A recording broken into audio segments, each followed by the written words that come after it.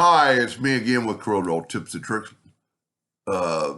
Just last night I made a video on this, on how to make to me, a pretty real looking can, and I said you could add more to it, make it look more realistic.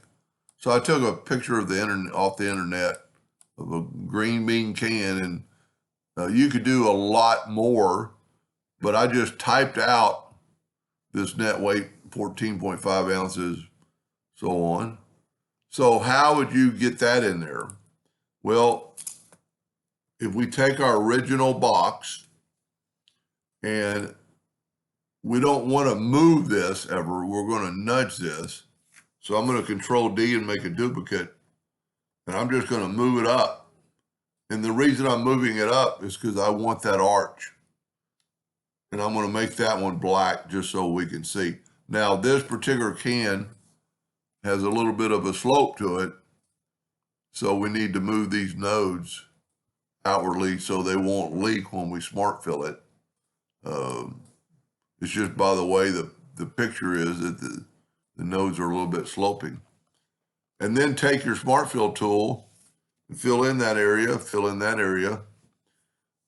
I would strongly suggest then take both of them and left click, right click. But on this one, I wouldn't go all the way to the edge. So what I'm going to do is get out the effects, and I'm going to contour.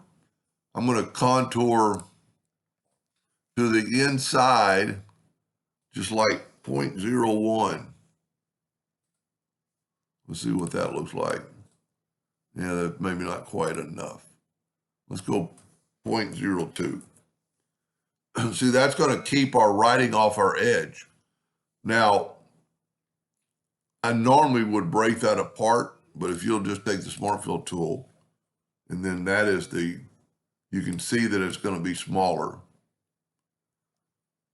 I'm going to go ahead and nudge it out of the way there, and I'm going to left click, right click. I'm going to bring in our text. I made whatever that U is for, and make it somewhat close to the size. Then we're going to get the ellipse tool that's already open because we used it last night. Create from envelope form. That form, I'm going to go shift select the form now and go EC. Now I can grab that and move it all the way over. And look at that. See, it's not touching the edge, but it looks like it's wrapped around.